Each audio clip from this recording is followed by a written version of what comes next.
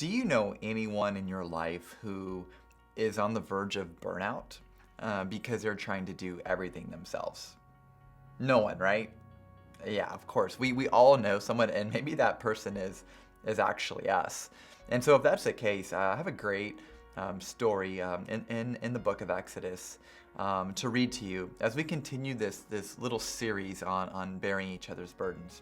And it comes from the book of Exodus. It's going to be actually chapter 18, verses 14 through 18. And here's how it reads.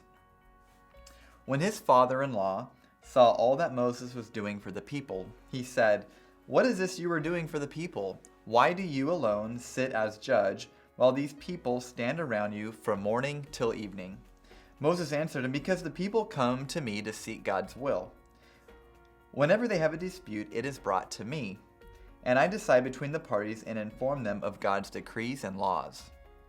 Moses' father-in-law replied, "What are you doing? It is not good. You and these people who come to you will only wear yourselves out. The work is too heavy for you. You cannot handle it alone." No one would dispute that what Moses was doing were some great things. But from sunrise to sunset, he was constantly on the go. And so his father-in-law, Jethro, was very frank, very honest with them and told him, if you keep doing this, all these things by yourself, you are going to burn out.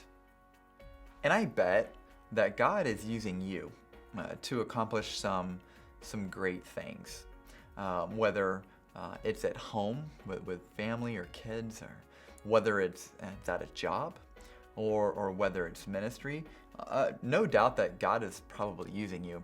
But here's a question to ask. Are you on the verge of burnout? Are you on the verge of just being at your wit's end and just on the verge of really running on fumes in your life? And I think as Jethro put it to Moses, he said, there's these people here that are right in your midst who would love and are able to bear your burden. And so before you crash and burn, ask yourself this question.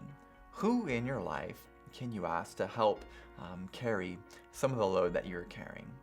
And then the final question to ask yourself and to keep in mind is, if you keep going at this pace, will you be able to keep it up for the long haul?